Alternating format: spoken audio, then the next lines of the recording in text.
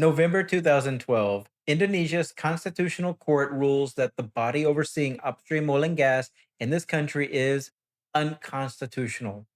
The government has weeks to respond. Weeks. What they built to replace it is the body running Indonesia's upstream sector today. That's SKK Migas. And the story of how it came to exist tells you a lot about how this sector actually works. I'm Tommy Jamail, 30 years in Indonesia's energy sector. This is video 3 of Indonesia Energy Explained. Today we're going to go deep on SKK Migas, the body that actually runs the show when it comes to upstream oil and gas in Indonesia. If you're an investor or an operator or a service company in this sector, this one here matters a lot.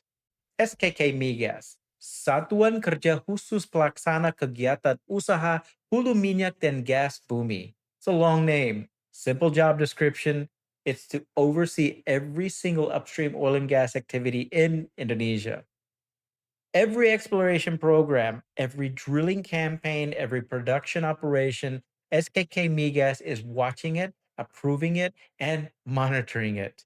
Now, before SKK Migas, there was BP Migas, the same function, but a different body. And in November 2012, the Constitutional Court ruled BP Migas was unconstitutional. The issue was that the structure conflicted with a core constitutional principles that Indonesia's natural resources must be controlled by the state for the maximum benefit of the people. The government moved fast, and within weeks, SKK Migas was created by a presidential regulation. The mandate carried over, and a lot of people too also carried over, but the legal foundation was reset. Why does this matter today?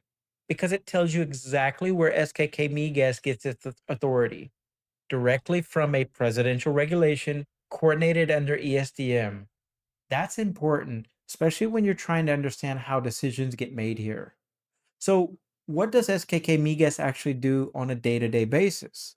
They manage relationships between the Indonesian government and every KKKS, or we'll call them K3S going forward, which stands for Kontraktor Kontrak Kerjasama. These are the companies, both local and international, holding contracts to explore and produce oil and gas in Indonesia.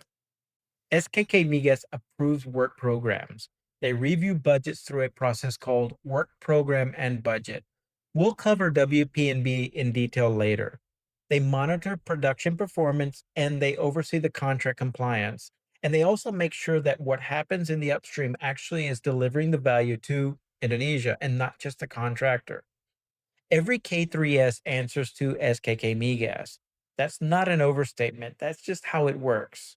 Now, here's something worth knowing, and also you want to pay attention to this. Indonesia has a national target of 1 million barrels of oil per day. That number has been on the agenda for years, and SKK Migas is the body that is tasked with driving that forward.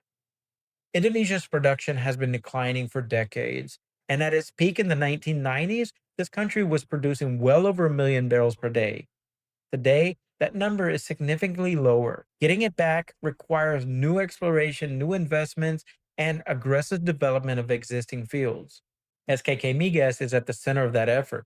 They're pushing exploration programs, they're working to fast track development approvals, and actively engaging the kind of capital that can move the needle.